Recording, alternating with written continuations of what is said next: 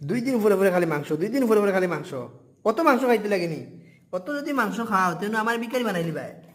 মাংস কিন্তু আমি মশলা আনবার লাগি দেখে কইছি নিজেরই কান তো কইতে নাই কিটাই জানো নি কিতাইছি বন্ধুরা আমি কই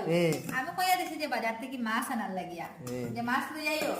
আর নিজে যে মাংস খাইতে খুব ইচ্ছা মাংস খাইবার আর আমি কিন্তু মাংস খাইতে দেই না কারণ হইছে প্রেসার বেশি আছে হাই প্রেসারের মানুষ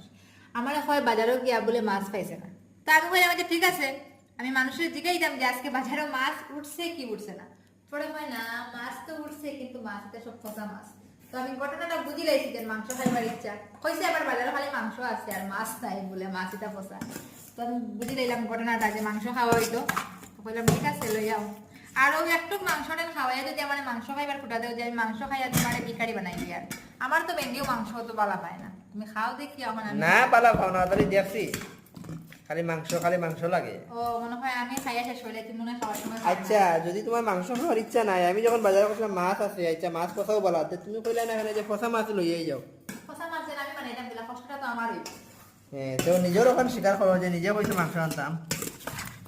তোমার খাবার লাগে আনছো এখন আমারে কথা শোনায় না বুঝছো নি লাগে তোমার মাংস খাইতাম না তোমার বানাইয়া দিবেন সব মাংস তুমি খাইবে।